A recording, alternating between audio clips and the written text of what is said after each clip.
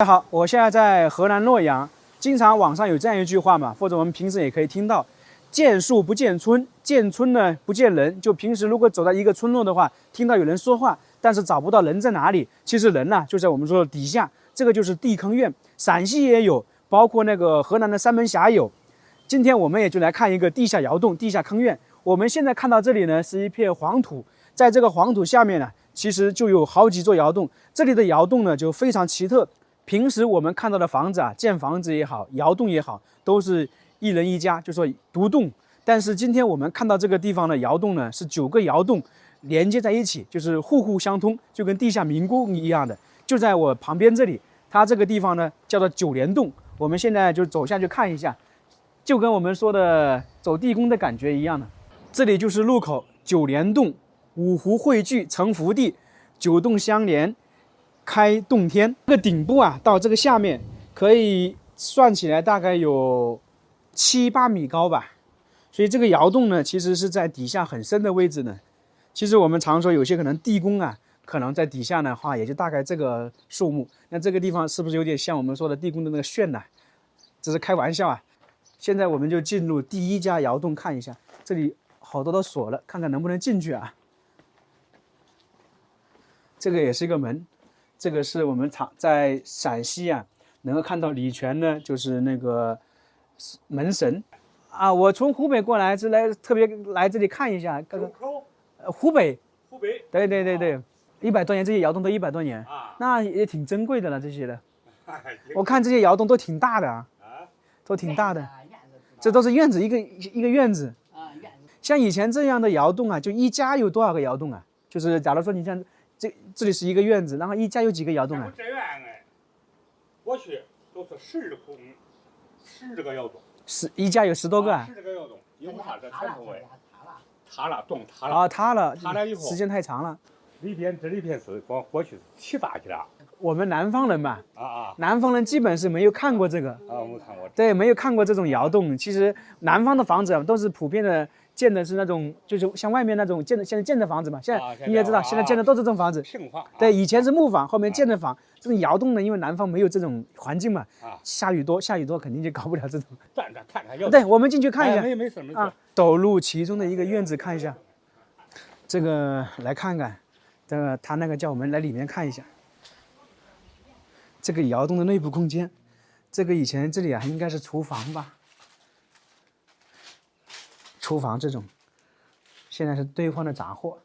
这个我是第2次还是第3次进入这样窑洞的内部空间。它这个窑洞啊，其实很深的，大概算起来的话有10几米深。这里面呢是冬暖夏凉，特别舒服啊。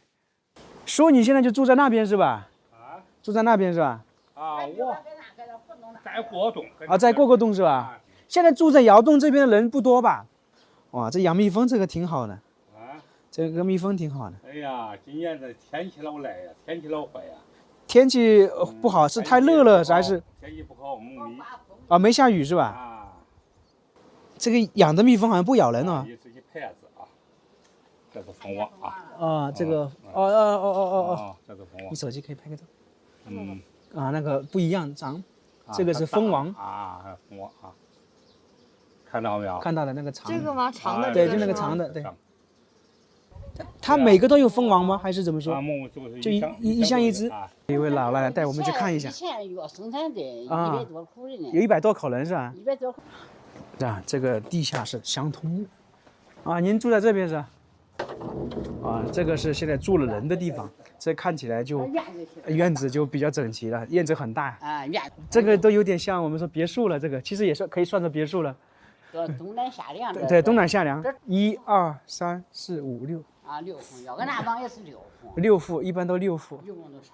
嗯，我们去厨房看看。这桶脏了耶，都不修了，不拾掇。啊，厨房就是这样的。啊。现在这厨房还挺好的。搞啥子？那原先是取媳妇去，都用白灰搅你，你知道？啊，白灰。也挺好看的。哇，一走到里面就很凉快呀。这放东西的。啊，放红薯的。对，你看电视上应该看过。我们那里不种红薯，很少，偶尔种一点点。南方哇，好深呢！这连忙个有壳儿嘛，都是壳儿，等着下去再去摇。直接这样下去啊？啊，没有梯子啊？那是壳儿。哦，这个靠人，这个是靠人踩着下去。但是你们像冬天没有炕吗？不烧炕吗？冬天的话，俺不冷，俺不烧。这里不冷是吧？现在我们这里是另外一个窑洞，它这里是9连洞嘛，这是中间的。这里其实可以看到是2户人家，这里分过去啊，但是已经经过100多年的历史，这里已经塌掉了。整个这个9连洞呢，也算是古迹，也有100多年。我们说的黄土高原是有很多窑洞的，它这里的其实反正跟黄土高原类似吧，都是黄土，然后这个里面空掉了。里面的布局都差不多啊，我们刚才看了一个就不去看了。太久没人居住的话，就是这个样子的。而且呢，这个窑洞其实可以看得出来，它就是早期的窑洞，啊，这个我们说的隧道，这个长啊，这个是不是有点像远处我们说进入地宫，这个是甬道、墓道，一直往前走的感觉。前面呢其实都差不多，基本上都荒废完了。那这里呢也是一家。那这个窑洞呢，相对来说比较小一点，然后这个地方啊，有很多地方有这种小的孔啊。这里呢，一般就是我们说的储藏，打个比方说，土豆、红薯这些，就是储存红薯嘛，储存物资的。这基本上就快走完了，哇，你看看这上面也有那个裂缝了。这个是我现在看到的窑洞最小的一个窑洞，非常非常小。这里应该就是厨房了。我们现在就在出口这里啊，就是一头一尾嘛。然后这里连接过去呢，都是那个我们说的窑洞。这个里面基本看完了，里面的布局就是这样的。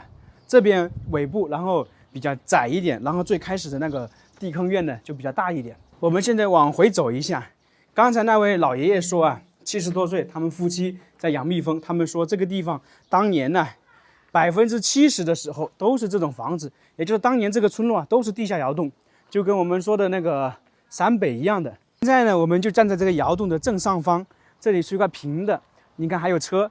如果是说没有窑洞的话，我们以为就停在一个院子里面，但是万万没有想到，底下是窑洞，就是有人居住的地方。这个呢，在陕北不稀奇，但是走到洛阳啊，这个还是挺奇怪的。我也没想到，当年这个地方，听说整个这个村落啊，基本都是这种窑洞结构，就是那个时候的一种生活的特色吧。一种那个建筑的特色。这窑洞呢，其实我刚才看了一下，很多窑洞呢都有历史感，基本上有100年的历史。所以说，如果这个地方啊整理一下，弄一下，保护起来，其实还是挺好的。我们去里面探索一下。这些是现在建立的，在里面呢也还有一些窑洞，尽管说是现在建的，但是风格啊还是跟这种窑洞的类似。所以这一块啊，不光是那个9连洞，还有很多窑洞数不胜数的。只是说现在这里是窑洞和现在的建筑相结合的。